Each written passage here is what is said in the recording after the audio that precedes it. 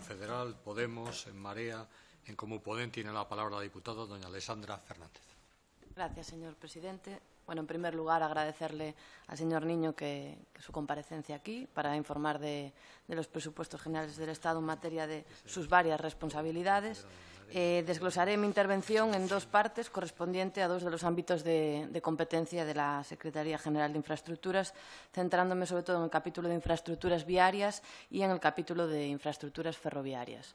Respecto al de ferroviarias, a lo que concierne a estas infraestructuras, quisiera comenzar con una crítica genérica a la política del Gobierno en esta materia. Los festejos del 25 aniversario del AVE ha sido la muestra más gráfica de la obsesión existente por los corredores de alta velocidad, cuando ni siquiera se ha completado el mapa de cercanías, no se ha modernizado ni mejorado el tren convencional y no se ha invertido en las líneas interiores en cada territorio autonómico a fin de que los ciudadanos puedan disponer de óptimos servicios ferroviarios para sus traslados cotidianos. Para ustedes, el tren se reduce al AVE, que además de una infraestructura costosísima está pensada para largas distancias, que cuenta con tarifas caras y que la sostenibilidad de ese tipo de infraestructuras muchas veces es dudosa, ¿no?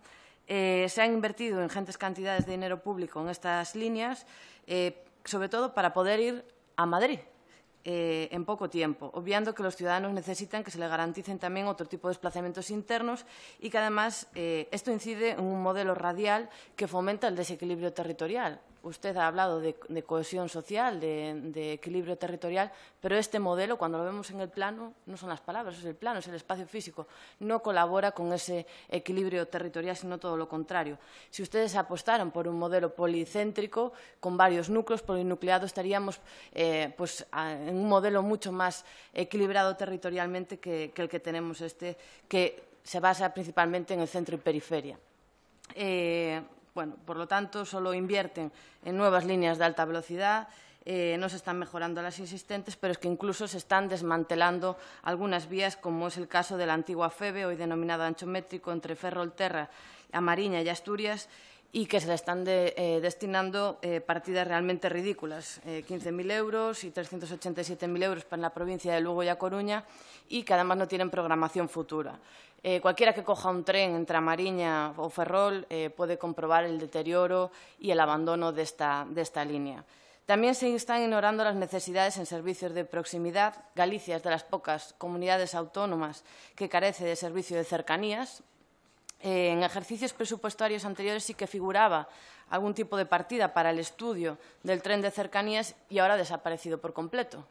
Por lo tanto, nos preguntamos si es que ha abandonado del todo el tren de cercanías para Galicia o piensan recuperarlo algún día.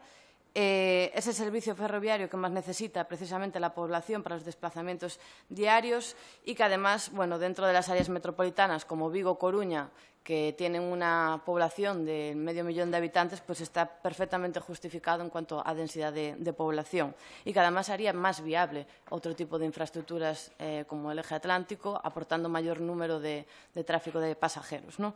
Entonces, bueno, queremos saber qué ha hecho el señor secretario general con este proyecto de servicio de cercanías para Galicia y para las áreas metropolitanas de Vigo y A Coruña.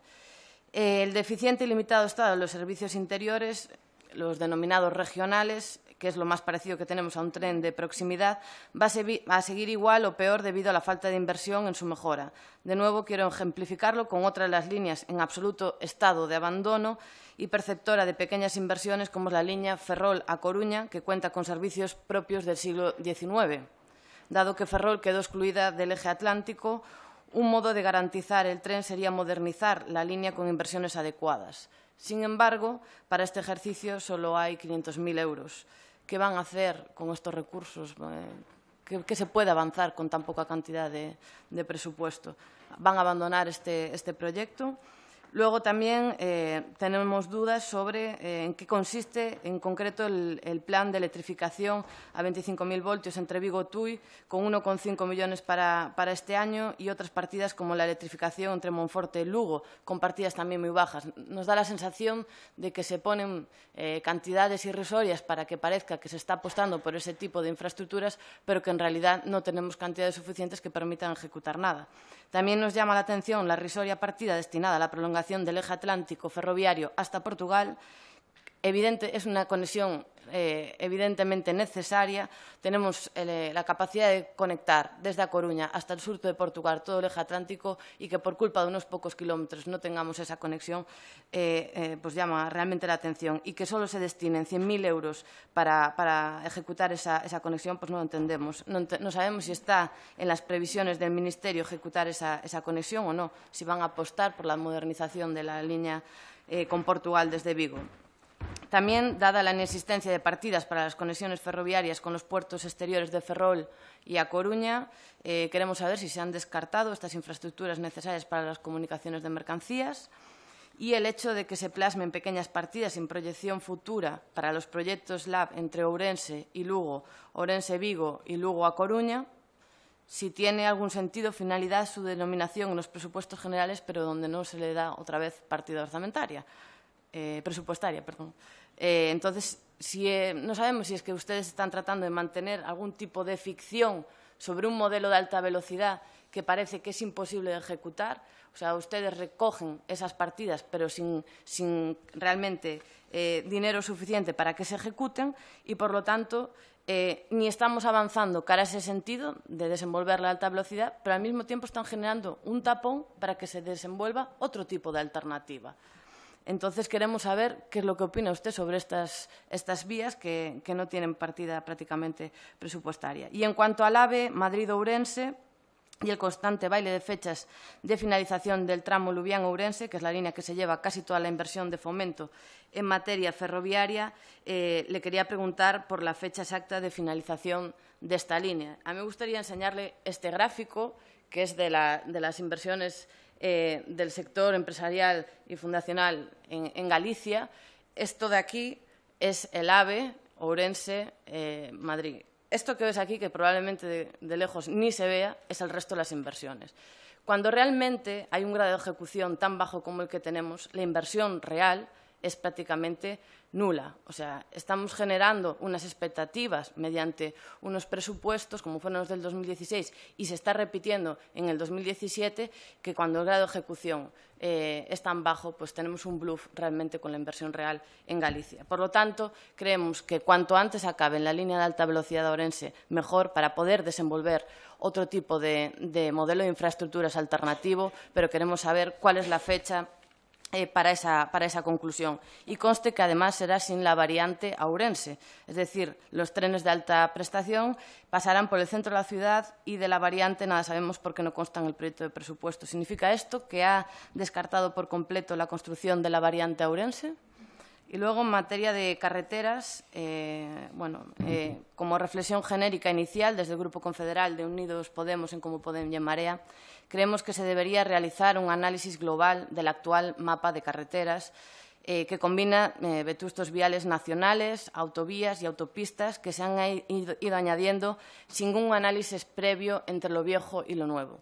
Yo creo que prácticamente podríamos hacer como una especie de cata arqueológica entre las diferentes capas de infraestructuras. Tuvimos las nacionales, después las autopistas, después fuimos sumando radiales, pero todo esto sin hacer una visión de conjunto muchas veces. No ha ido evolucionando todas en su conjunto, sino que hemos ido en una carrera hacia adelante, ¿no?, manteniendo la rueda de la inversión, este modelo que va asociado muchas veces a ese modelo especulativo, y que cuando hacemos esa cata arqueológica lo que vemos es que ese sustrato de carreteras nacionales no ha evolucionado con el tiempo, no se ha adaptado ni se ha coordinado con esas nuevas infraestructuras, y que en muchos casos vemos que esas carreteras nacionales están en estado de conservación lamentable, falta de actualización, y sobre todo que no se adaptan las nuevas funciones que cumplen esas carreteras nacionales, y no está adaptado a los nuevos usos que recogen.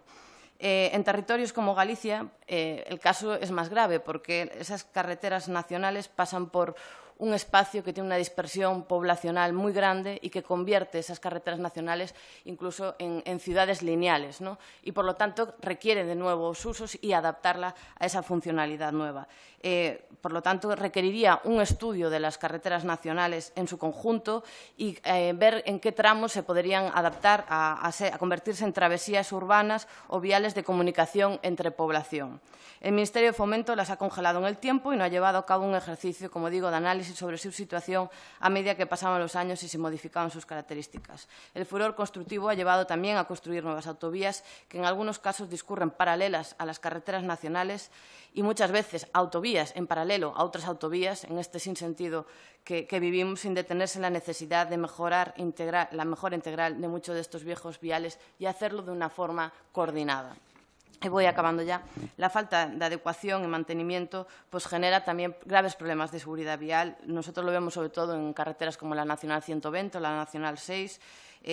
También se observan las mismas deficiencias en numerosas carreteras de la provincia de Lugo, que están en un estado bastante lamentable. Luego, respecto a la A8, la nueva autovía del Cantábrico, estrenada en 2014, queremos decirle que es ineficaz, que no cumple con el cometido para el que fue construido, que era evitar las deterioradas carreteras nacionales, porque por culpa de esos errores técnicos en el proyecto, la consecuencia es que el tramo entre Mondoñedo y Abadín está casi siempre cerrado al tráfico por niebla. Construyeron la 8 para que los conductores de Amariña en Lugo no tuviesen que continuar por la nacional, pero su cierre constante obliga a que al final todos tengan que ir otra vez por la nacional.